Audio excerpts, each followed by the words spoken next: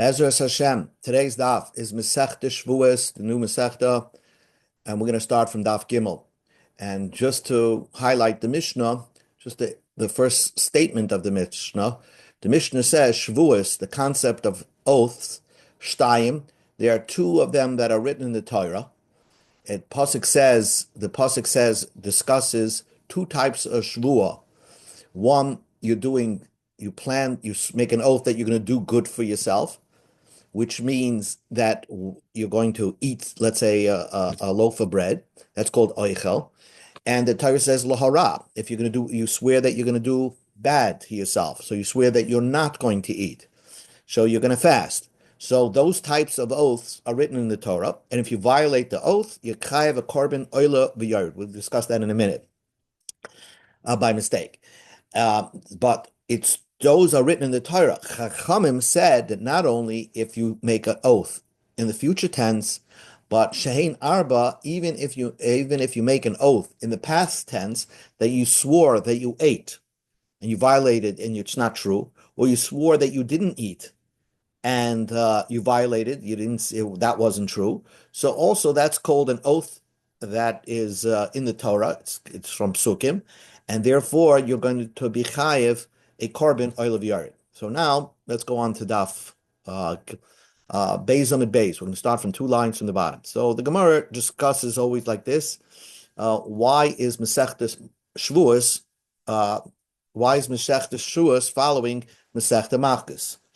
So the Gemara asks a question: what's the connection between Malchus and Shavuos? Michte, let us see. Tana mimalchus kasolik, the Tana just finished off Masechta Malchus. Ma'ishno de Tani Shavuos. Why did we have Masechta Shavuos following Masechta Malchus? Answers the Gemara, because there are similarities in the way the Masechta ended off, and everything was done by memory. So once you have a chain, you can remember something if it's similar to what was said prior. So in the end of Masechta Malchus, it says, Mishum Netoni, Chayev al Rosh Shtayim, Achas Mikan v'Achas Mikan. You chayev on the payas of your head, two averos. Even though it says one time, don't cut the payas. First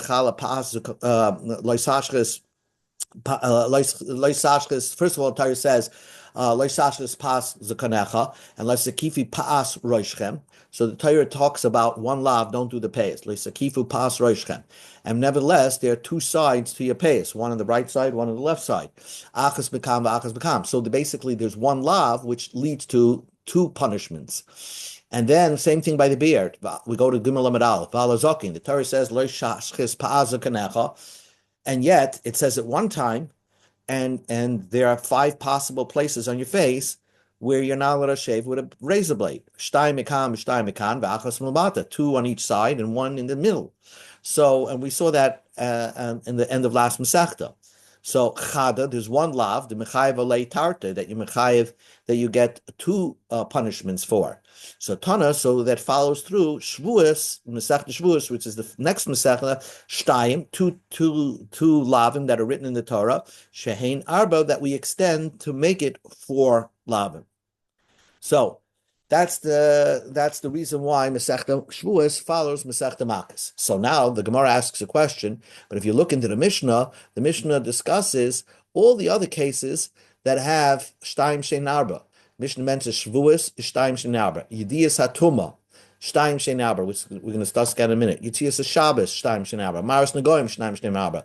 Basically, all these concepts in the Torah have 2 lavim, but Chazal extended it to 4 lavim. So Yediyas HaTuma, which we're going to discuss, means that if there's 2 things that you're not allowed to do with Tuma. One is eat kachim, and 2, go into the Beis Hamikdash. So let's say someone forgot he's tamei and ate kachim or went into the Beis Hamikdash. That's written in the Torah. But what happens if he knows he's tamei, but he forgot this is kachim, or he forgot this is the Beis Hamikdash? So the Chazal extended it to include even that is under the concept of Yediyas HaTumah. And then Yitzias HaShabbos is Shtayim Shein Arba, and Nagoyim is Shtayim Shein Arba. So now the Gemara asks on Daf Gimel Amid Aleph. The Gemara asks, "Ma'ishna ha'chawayim Masechta Shavuos." Tanulei Lekula, we list off all the other concepts in the Torah, all the other mitzvahs in the Torah that have Shtaim Shnei Arba, or Maishna, Gabi Tzias Shabbos, or Maris Negoim, like Tanulu Kula. Why by Yitzias Shabbos, Masechta Shabbos, or Masechta Negoyim, we don't go and list the others that have the similar properties of Shnaim Shnei Arba. Masechta Shabbos begins Yitzias Shabbos Shnaim Shnei Arba, and that's it. Doesn't give you another example. Masechta Negoyim begins Maris Negoyim Shnaim Shnei Arba, and it doesn't begin and list off Shavuos in that Masechta or Yedias Atuma. Answers the Gemara here. Our Masechta discusses two topics. The first two prakim discuss the concept of Yedias Atuma, because when you violate Tuma, eating kachem, when you forgot that you're tamei, and you realize it afterwards, so you bring a carbon oil of yared. If you violate a shavua, you also bring a carbon oil of yared. So the Gemara says like this, Amri, they answered this question. Shavuos v'yedus atuma, Shavuos and the concept of tuma, the Gabe Adodik even. They were written next to each other in the Chumash. B'damyan ha'adodi, and they both have something similar, the carbon oil of yared, that you bring a carbon oil of yared if you violate it. So Tanalu Gabi Dadagi. That's why they appear both in our Masechta. The first two parakim deal with Yedias Atuma, and the rest of the Masechta deals with the different types of Shavuos. But I did the Tanitar, since we're going to mention two concepts in our Masechta, Tanakula, then we mention all the concepts in our Masechta. Now the Gemara asks, so that's why in our Masechta starts off Shavuos Shtaim Shnei Arba, Yedias Atuma Shtaim Shnei Arba. Once you're mentioning two, let's mention another two that also have a similar idea: Tzias Shabbos and Maris Negoim. Now the Gemara says, so then why if the Masechta is called Shavuos, why do we start explaining Yedias Atuma? Pasach b'Shavuos mefarish Yedias Atuma. You start off Masechta Shavuos, and then the first two prakim are all talking about the concept of Yedias Atuma. Answers the Gemara, I did Zut Milayu, Pasuk Shari, since there's not much to talk about, there's only two prakim worth, so therefore we undo our obligations that way, and then and we could get it done right away. And then we go on to Sech the Shavuos, that is has a lot of words. So the Gemara is teaching you a way to accomplish tasks. If you have if you have two tasks, one takes a short amount of time and one takes a long amount of time, do the short one first. Once you're into it, then you'll be able to accomplish the longer task. So therefore, our Masechta discusses Yedias Atuma first, and then it discusses Shavuos. Shavuos Shtaim Shnei Arba. What is two? What does it mean two that are four? Okay, Shtaim, two violations are written in the Torah. If you swear she'oichel, you swear you're going to eat and you don't eat. V'shaloi oichel, you swear you're not going to eat and then you do eat. So you violated. That's called two averas. She'ein arba, we could extend it to two other types of shvuos. She'achalti, you swore you ate and you really didn't eat. V'shaloi achalti, you swore you didn't eat and you really did eat. So those are two possibilities in the Torah that extends to really four. What is Yedias Atuma Shtaim Shnei Arba? What does it mean Yedias Atuma Shtaim Shnei Arba? Shtayim means Yedias Tuma, you know Kodesh, Yedias Tuma Migdash. You know your Tameh, and you know you're not allowed to eat Kodesh, but you forgot, and you ate Kodesh. You know your Tameh, you're not allowed to go into the base of Migdash, and you forgot, and you went into the base of Migdash. Shehein Arba, that you could violate this commandment in another way, in two additional ways, where you are now aware that you're Tameh, you always remain aware that you're Tameh, but you forgot that this is Kodesh. You forgot that this is Migdash. So then you can violate it that way. So Yedias Atuma is also a concept of Shtayim, Shehein Arba. What's Yitzias Shabbos Shtayim Shnei Arba? What does it mean Yitzias Shabbos Shtayim Shnei Arba? Shtayim is Haitzah Da'ani Haitzah Da'Balabais. Let's say a poor person sticks his hand into our house and brings out something from the house to where he's standing outside. That's called Haitzah. And Haitzah the Balabais. The guy that's inside the house, if he picks something up from inside his house, sticks it out the window, and brings it outside the house, that is called two violations of Haitzah. That's possible. But it could extend to Shehein Arba. You could have four scenarios, which is Hachnosa, bringing something from the Rishus Harabim into a Rishus Yachid, bringing something from outside the house into the house. Hachnasa da'ani, if a poor person picks his basket up and let's say brings it into the house, puts it through the window into the house and puts it down. V'achnasa the balabayas, or the balabayas sticks his hand outside the house, brings it into the house, and puts it down. So those are 4 scenarios of Yitzias Shabbos. What is Maras Nagoyim Shnaim Shein Arba? So there are 2 avos which extend to each av has a tolda. Shnaim, the 2 avos are Se'ez or Beheres, which we saw in last week's parasha.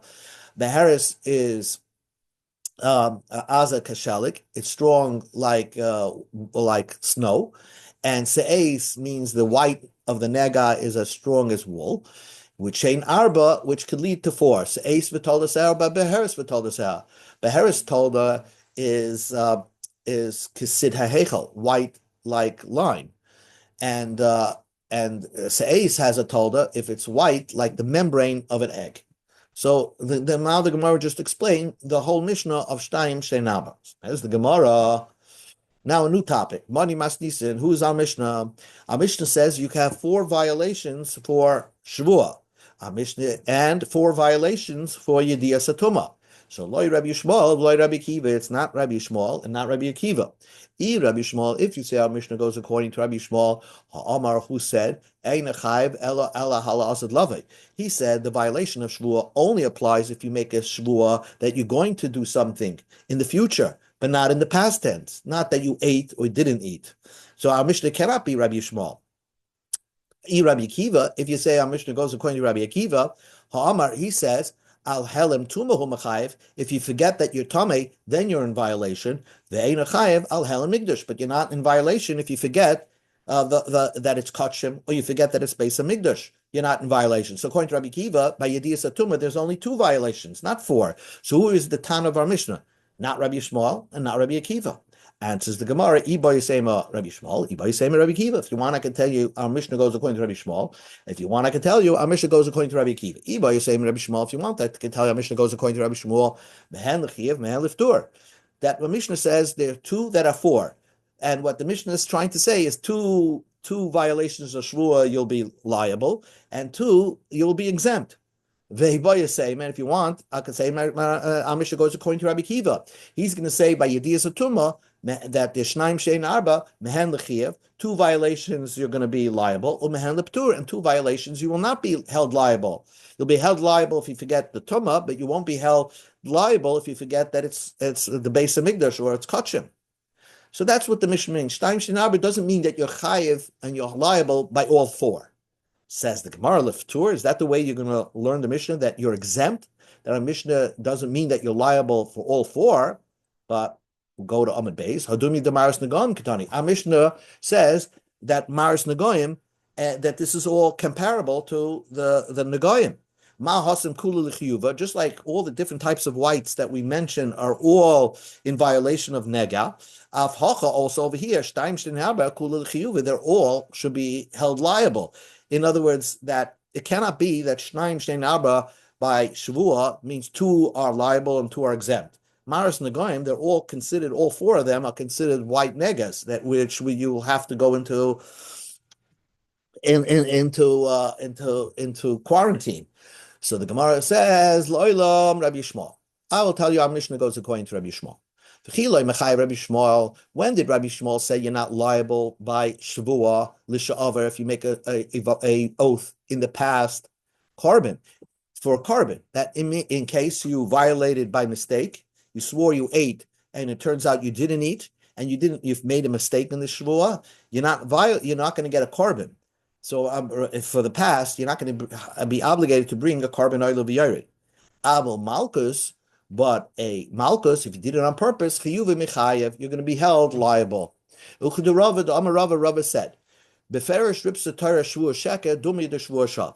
Torah says that that shvua sheker, if you make a shvua that's a lie, that you can tell right away it was a lie, that's comparable to somebody who makes a shvua, a false shvua. A false shvua means you make a shvua in saying that this piece of stone is gold. Okay, it's obviously not a piece of gold. Or you say this man is a woman. So then that's a shvua shav. So you get malchus. And the Torah says that shvua sheker is the same idea. When a person swears that he didn't eat, right away you can tell he's lying. It's false because either he ate, and therefore it's a false shvuah. If he swore he didn't eat, you can tell right away that it could be a lie, that the shvuah is a lie if he actually did eat.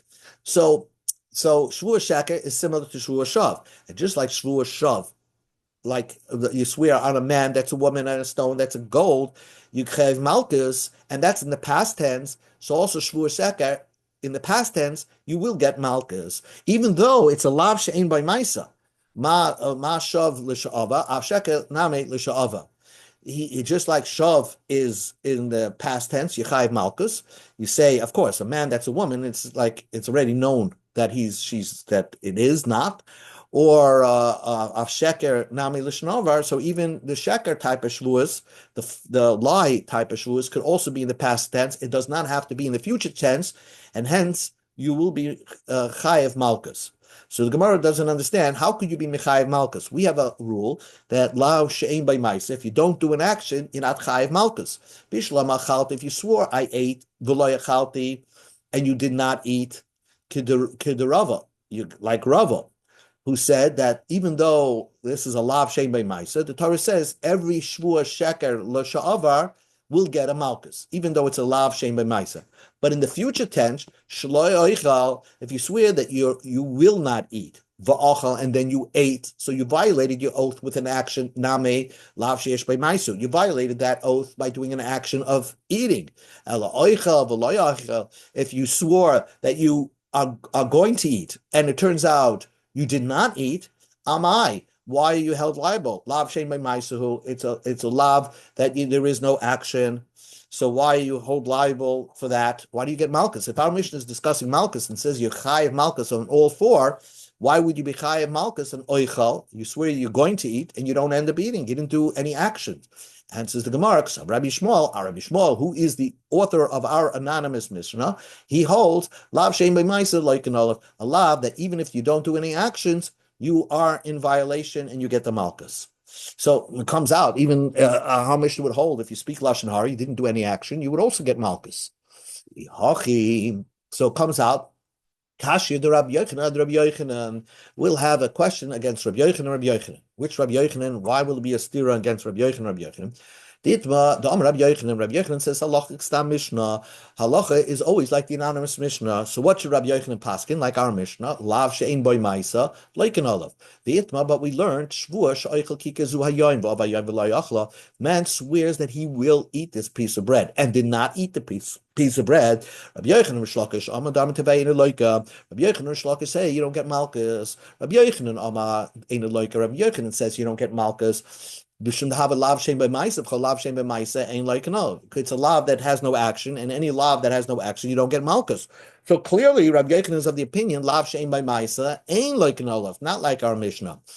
Rav Shlokish says ain't a loika, you don't get malchus, but not for the same reason. He holds hasra suffik, loishma hasra. We'll discuss that later, but basically Rav Shlokish says you don't get malchus for another reason. If you're going to warn somebody, he says he's going to eat something today. So you warn him 2:00 in the afternoon, yeah, you better eat something. And so that's not a good warning, because it could be that he's going to eat something at 5:00. And your warning always has to be at the time of the violation. At the time of the don't do this, because if you do this, you're going to be in violation. Don't cook on Shabbos, because if you're going to do that, you're going to start cooking right now. You're going to get skila. That's called a good warning. But if somebody warns somebody, oh, you have an obligation to eat, I'm warning you, you better eat today.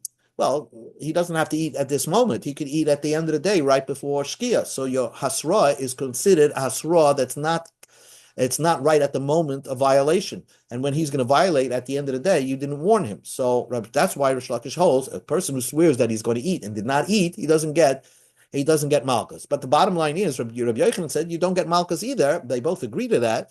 And Rabbi Yochanan said it's because lav shei b'maisa ain't loikin olav. Rabbi Yochanan always holds you paskin like a stam Mishnah, you paskin like the anonymous Mishnah. So Rabbi Yochanan should have paskin like our anonymous Mishnah, who we just established holds lav shei b'maisa loikin olav.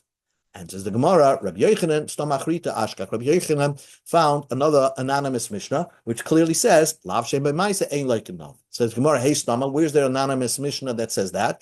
Ilay Mahai Stama, the following Stam Mishnah. Now we learned in the Mishnah. Aval Amoisa Batar. If you leave over the carbon Pesach, that is not a tummy carbon Pesach. You could have eaten it and you left it over. Or Vashoivo, you break a bone batame in a tame carbon Pesach, ain't like a saban. You don't get malchus for the 40. So the Gemara deals with the second. Bishlam Asheva batame. If you break a bone in a tame diga carbon Pesach, you're not in violation of the lav. The pasuk says ve'etzim lo shishbu boy. You're not allowed to break a bone in the boy in that tar carbon Pesach.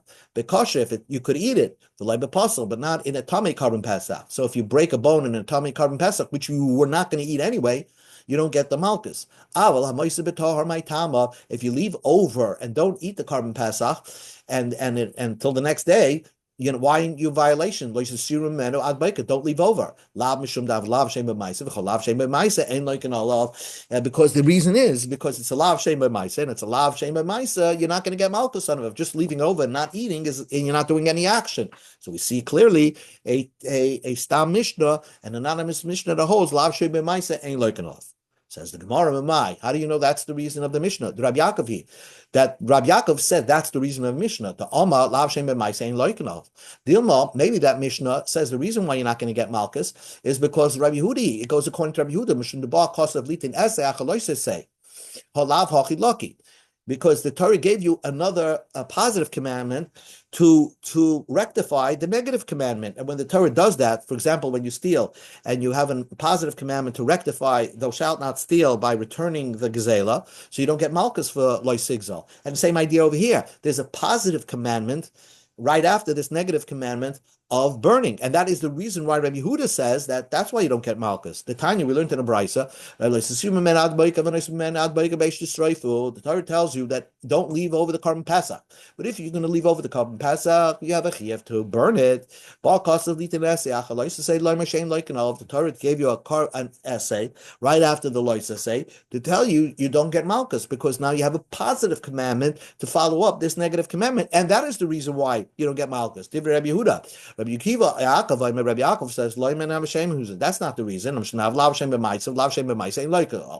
Yaakov says the reason of the Mishnah is because it's Lav Shem B'Maisa. But maybe, since it's an anonymous Mishnah, maybe the Mishnah's reason why you don't get Malchus is because the Maisa B'Tar you don't get Malchus is because you have a positive commandment to follow up the leftovers with burning it. And that's an essay after a loisa say. An essay after a loisa say, there is no malchus on that loisa say. So that cannot be the Stam Mishnah that Rabbi Yochanan found that holds lav shein by maisa ein loikanolov. So there's another Stam Mishnah. Elahai Stama. We have another Stam Mishnah. Shvuah shloi eichel kikazu. Person says, I swear I'm not going to eat this loaf of bread. Now he has a mitzvah to keep his oath not to eat this loaf of bread. And then he swears, he swears, I'm not going to eat this loaf of bread. He swears again. And then he ate it. So the second violation is not an oath because you already had one oath on this piece of bread that you're not going to eat. And therefore, you only chayiv in one violation. This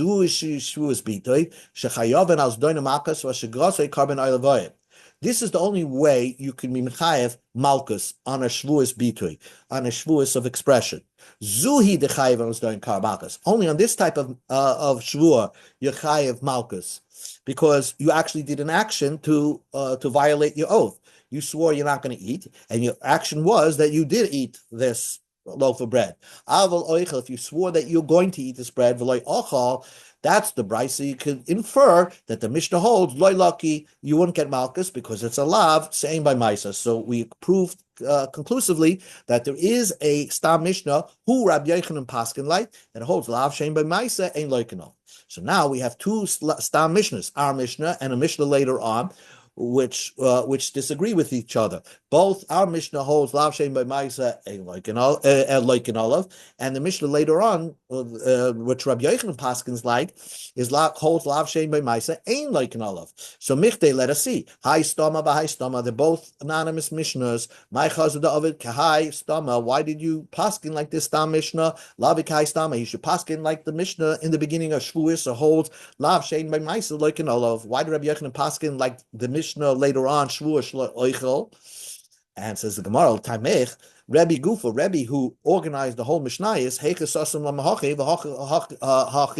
Hachi. Why did he put two stam Mishnahs, two anonymous Mishnahs that clearly disagree with each other? So how did Rebbe do it? Ella Mikara Sava. The reason why Rebbe did it in the beginning, Rebbe himself held when he wrote Masechta Shavuos, Rebbe held Lav Shem B'Maisa Loikanov. Rav that doesn't have an action to it, you would get Malchus, Ustama, and he left it anonymous. And then Rebbe held Ein Loikin Olav, Ustama. Then later on, when he learned Masechta Shavuos later, he held that Lav Shem Emaisa Ein Loikin Olav, and he put a Stam Mishnah. But once he already taught the original Stam Mishnah, he didn't want to change it. Mishnah Loizazim Kaima. It was the Mishnah didn't move from its original place. The first Mishnah, even though Rebbe himself changed his psak, but since most of the Talmidim were already used to the first Mishnah, Masechta Shavuos, Rebbe couldn't force them to forget it. It was already solidified in their mind. So Rebbe taught another Stam Mishnah, which came later, which people on their own will figure it out, that Rebbe paskin like the later Stam Mishnah, that Lav Shem B'Maisa ain't like an olive. And this is the way Rabbi Yochanan paskin, Lav Shem B'Maisa ain't like an olive. Okay. So we'll stop right here.